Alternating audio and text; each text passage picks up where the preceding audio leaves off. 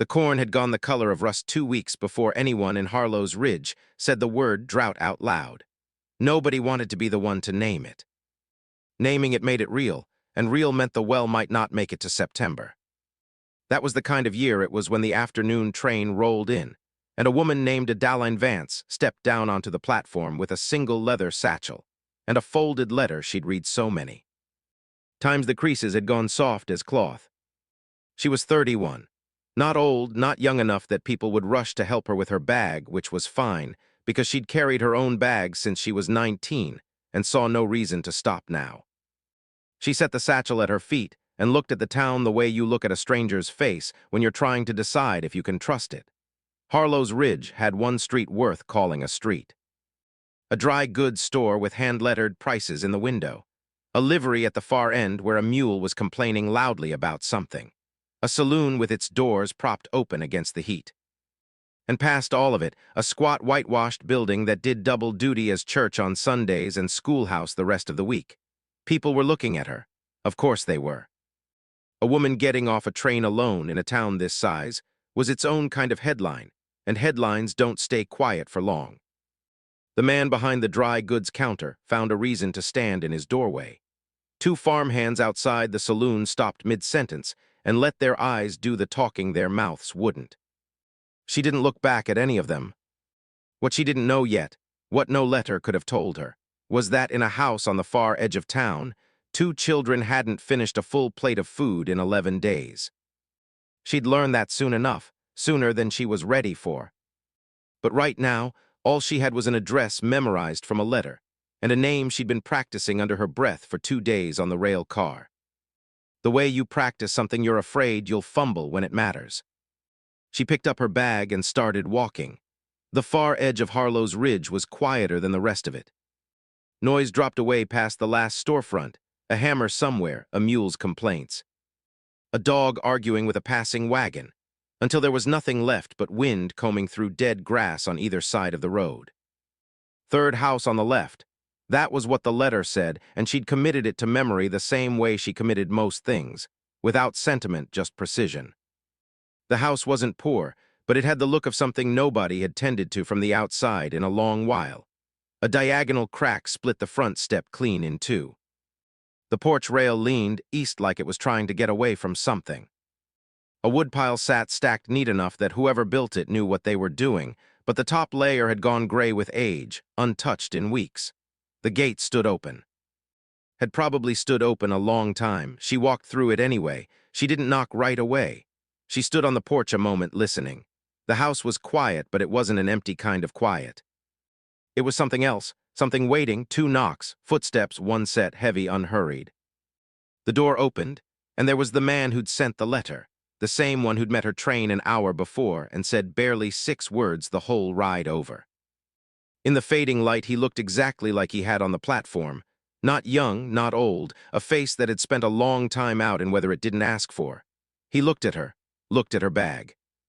Looked back at her face, then he stepped aside and let her in.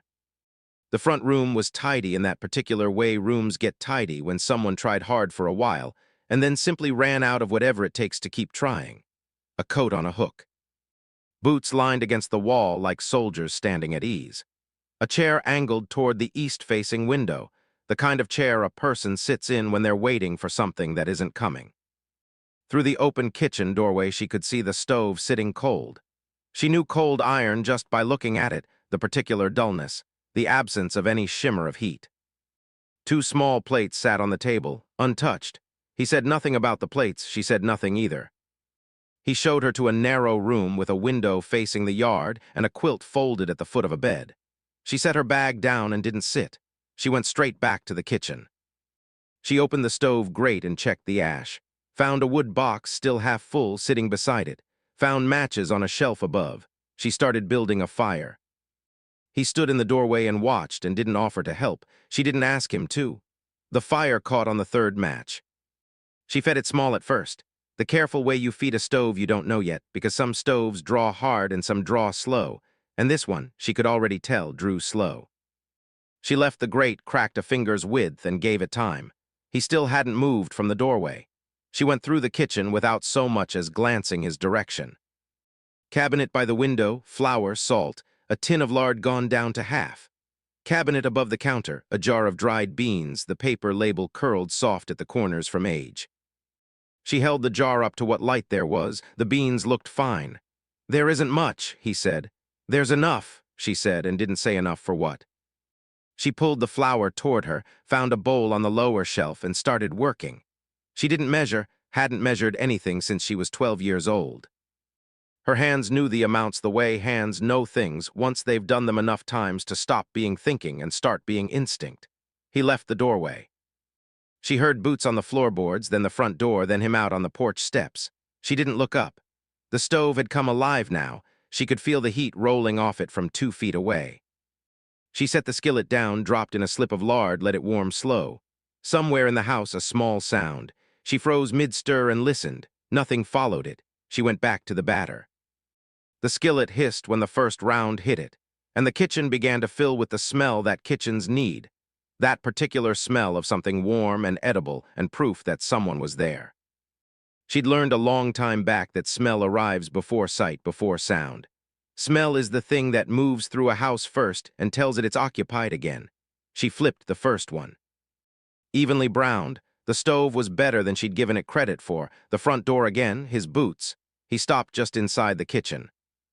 "There are plates on the table already," she said without turning. A pause. "Those are the children's plates." She turned then just enough to read him. He stood with his hat in both hands, staring at the floor in front of him. The look of a man who'd said something before he meant to, before the wall he usually kept up had a chance to go back up.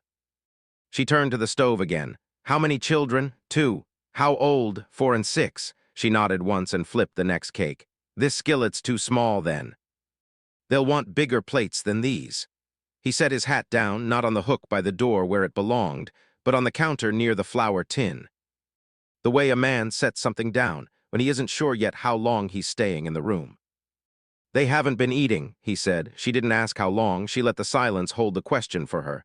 "Since their mother," he stopped, started again. "It's been 11 weeks. They eat enough to stay standing and not much past that. Doctor said it would pass on its own." He looked at the floor again. "It's been 11 weeks, he said, like the number itself was the problem, not just the fact behind it. She understood then that he wasn't asking anything. He was telling her. The way people tell you something once they've been carrying it alone long enough that it started leaking out at the seams. She pulled the pan off direct heat and turned to face him for the first real time that morning. "Do they eat together?" "They used to. Now the older one won't let the little one out of her sight, so together, but barely." "Where do they sleep?" "Same room, same bed most nights." She nodded. "What did their mother used to make that they liked?" His head came up. The question had caught him somewhere he wasn't braced for. She watched the small readjustment in his shoulders, a man recalibrating when something lands somewhere he didn't expect it to. "Corn porridge," he said. "Mornings mostly. A little molasses on top." "You have molasses. There's a jar in the back of the pantry. Couldn't tell you how old." "We'll find out." He was quiet a beat. "Then they don't take to strangers easy, the older one especially." She looked at him steady. "I'm not a stranger. I'm standing in your kitchen making breakfast." Something started to form behind his eyes and then didn't finish forming. She turned back to the stove and set the pan over the heat again, and the kitchen filled once more with that particular smell, browned butter, and something settling patiently into itself. "Go wake them," she said. "Tell them breakfast's ready." "Nothing else?" He stood a second longer, then picked his hat back up and went down the hall, boots quiet on the wood, like a man trying not to startle something fragile. She found the molasses where he'd said, dark and slow-moving, and the smell that rose off it when she opened the jar was old in a good way, the kind of old that means something has been kept. Not neglected. She set it on the table between the small plates, not sure if it was the same jar their mother had used. It didn't matter, it would be now. Down the hall, a door opened. She heard the children before she saw them, 2 sets of footsteps, one heavier than the other, shuffling slow, the sound of children being steered rather than walking on their own steam. She kept her back to the doorway and didn't turn around. A chair scraped, then a long silence. She set 2 plates on the table, cornbread cut thick, browned at the edges. Eggs pulled off the heat just before they set firm. A third plate went at the far end without a glance in either direction, his. She poured coffee. Poured milk from the cold box pitcher into two smaller cups and set them by the children's plates without comment. Then she sat, picked up her own fork. Started eating like nothing in the room needed watching. She could feel, without looking, that he wasn't eating yet. She could feel the older child watching her the way a dog watches something it hasn't decided about. Not hostile, assessing.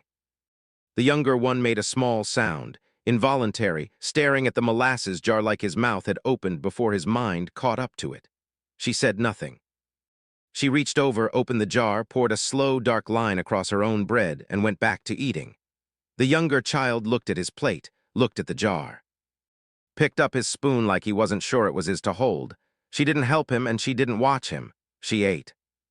He dipped the spoon in, got more molasses than he meant to, nearly lost it over the table edge before getting it onto his cornbread. It spread out slow and dark, and he stared at it a long moment before picking up the bread with both hands, the way children always do, before someone teaches them not to, and took a bite.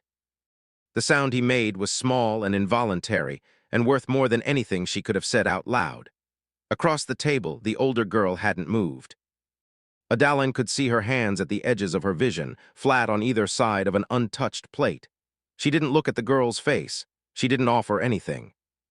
She poured a little more coffee and left the pot within the father's reach. He was watching her. She didn't meet it. She kept eating, and the kitchen held the sound of one child chewing and two adults very carefully not looking at each other. And outside, morning light came up thin and white across the yard, finding the frost on the fence rail one post at a time. She didn't know it yet, but that fork lifting off the table would be the thing she carried with her for the rest of the day. The younger boy finished his cornbread and looked at what was left, the eggs, the beans, the small pool of molasses going glassy on the plate, and picked his fork back up with the deliberate care of somebody who just made a decision. She didn't watch this directly. She was aware of it the way you're aware of weather changing before the temperature actually drops. Across the table, the older girl's plate hadn't moved. The bread sat where Adaline had set it. The eggs had gone dry at the edges from cooling. She didn't offer anything. She cut a small piece of her own bread, ate it, and looked out the window at the frost. The father poured his own coffee this time, hadn't waited for her to do it. She noticed without remarking on it. The younger boy's fork clicked softly against the plate. He was working through the beans now, lining them up and eating them one at a time, the way children do once hunger stops being the reason and curiosity takes over.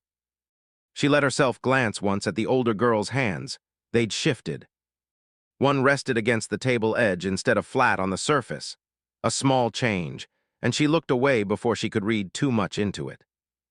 Her father said her name quietly, no weight behind it, just the fact of it. She didn't answer, but her hand moved again, pulling the plate half an inch closer, the way you pull something toward you when you want a better look at it. Adaline stood and went to the stove for no real reason. Everything had already been served. She rested her palm against the warm iron and looked out the window over the sink. The same pale yard, the same frost creeping back off the fence rail in the same slow order it always kept.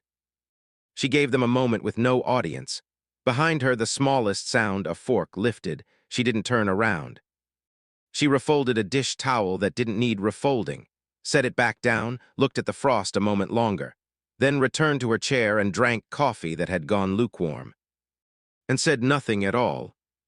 That was the fact she carried with her an hour later, hands deep in cold basin water, watching the soap thin out around the plates.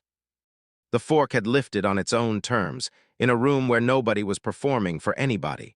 She didn't know what to do with that except keep it to herself. Weeks folded into each other the way they do on a working farm, where the days don't announce themselves so much as arrive and leave again. By the time the first real cold snap moved through Harlow's Ridge, Adaline had learned the loose step on the porch, which cabinet stuck if you didn't lift the door slightly on its hinge. And that the boy, his name was Asa, wouldn't touch potatoes if they went too soft, but would eat almost anything doused in enough pepper. The older girl's name was Wren. She was 11, old enough to watch closely and young enough that she hadn't decided yet what the watching was for. He came in from the barn one mid-morning with the cold still caught in his coat collar, and she was at the table with the mending basket open, working a needle through the hem of one of Asaz's small shirts. "You don't need to do all that today," he said, drying his hands at the basin. "It isn't much." He hung the cloth back on its nail without looking at her, not unkindness, just the way he moved through rooms. Like a man who trained himself not to take up more space than necessary. He sat across from her. After a moment, "The boy ate something at breakfast without being asked." She kept her eyes on the stitching. "I know. He'll get there in his own time," she added, when he didn't say anything else. He looked down at his hands, a man with more patience in them than he usually had somewhere to spend it. She'd noticed that about him early, the way he'd pick up a tool and set it right back down if the moment for using it hadn't arrived yet. "Long winter coming," he said. Yes, outside, the frost had started pulling back from the south side of the fence, just a thin, dark strip of exposed wood, but enough to prove the light was still doing its work. The same slow order it always kept. She tied off her thread, snipped it, smoothed the hem flat with her thumb, and reached for the next thing, one of his shirts, a button hanging by 2 threads. She held it up to find where the button had gone loose and settled it in her lap without looking down. Her hands knew the work. Her eyes could stay wherever they wanted. He turned his coffee cup slowly on the table, not drinking it, just turning it. "Wren asked me something last night," he said. The needle paused for half a breath, then kept going. "She asked if you were going to stay. What did you tell her?" "That I hoped so." It was the most direct thing he'd said to her since the morning she'd arrived. And it landed somewhere under her sternum, like a stone, dropped into still water.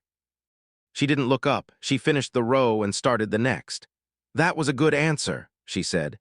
He made a sound that wasn't quite agreement and wasn't quite anything else. She understood it to mean he wasn't sure himself yet, and that was fair.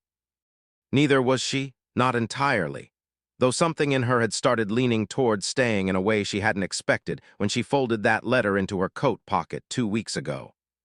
She found where he'd mended the shirt's cuff himself once. A clumsy darn, stitches uneven but tight, the work of a man doing what needed doing with no training for it. She ran her thumb over it and said nothing. "She's been watching you since the bread," he said. "I know." She tied off her thread, tested the button with a press of her finger. It held. She folded the shirt along its crease and set it at his end of the table. He picked it up, looked at the stitching a moment, and set it in his lap without a word. She reached for the next thing, a stocking with a hole worn through at the heel. Manageable if she started from the outside edges and worked in. "She told me this morning she wants to learn," he said. "What you do, the mending. Learn what exactly, how to make things whole again was how she put it." Adaline kept her eyes on the needle. "I can show her."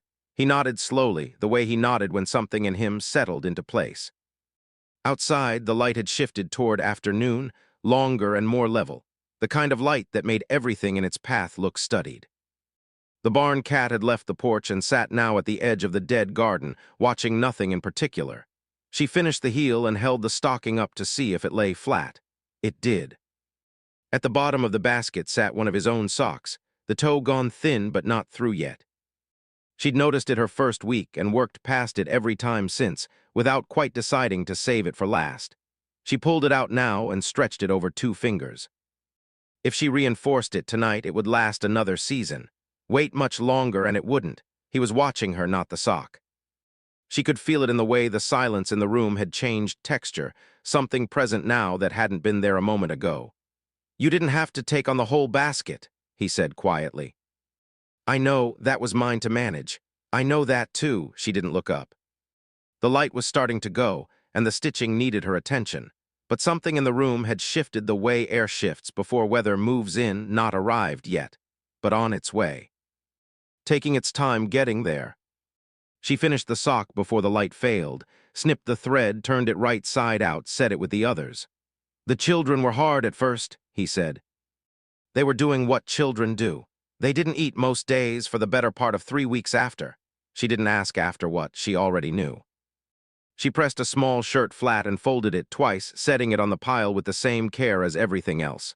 "They eat now," she said. "They do." He paused. "Wren asked again last night if you were staying." Her hands kept moving. "What did you tell her this time?" "That I didn't know yet." That, she thought, was honest, more honest than a promise he wasn't ready to make. She smoothed the crease of a folded pair of trousers and set them aside. That was the right thing to say. He didn't answer. Outside, the wind had picked up, finding its way through the gap at the bottom of the window. A gap she'd noticed her second morning and said nothing about. Because it wasn't her house, and it wasn't her place. She heard it now, a thin ribbon of cold air crawling along the floorboards. He heard it too. He looked toward the window. I need to see to that before the real cold sets in. Yes, there are a few things around here that need seeing to. There usually are. He went quiet again, but it wasn't an uneasy quiet. It was the particular quiet of a man working out how to say something that mattered to him, taking his time to get the words in the right order. She'd learned by now not to fill that silence for him. She reached for the last item in the basket, a small pair of stockings, the heel worn through entirely on one. This one couldn't be saved by reinforcing alone.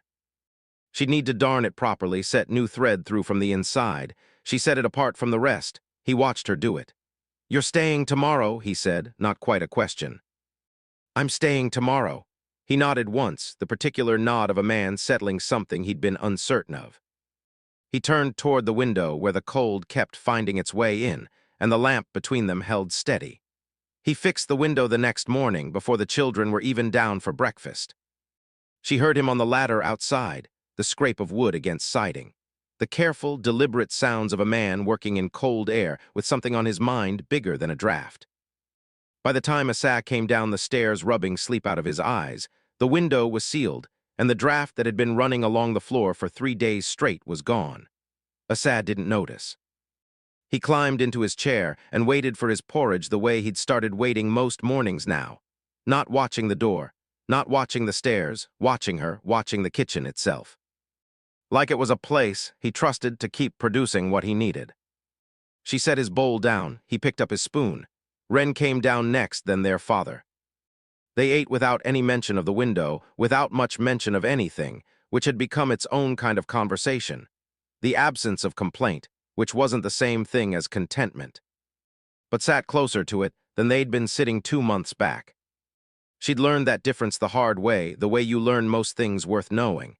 After breakfast, he went out to the barn. She cleared the table. Ren stayed behind. She'd started doing that lately, lingering past the point where she might have gone off to read or play, standing near the counter while dishes moved from hand to hand. Not helping exactly. Not talking exactly, just present in a way that felt like it meant something. Adaline handed her a drying cloth without making a thing of it. Ren took it and dried the nearest bowl. They worked through the stack together in silence, and when it was done, Ren folded the cloth and hung it over the rod by the window, exactly the way she'd seen it hung that very first morning. "He checked that window latch twice last night before he went up," Ren said. Adaline didn't look up from the pot she was hanging. "Did he? He does that when something's worrying him."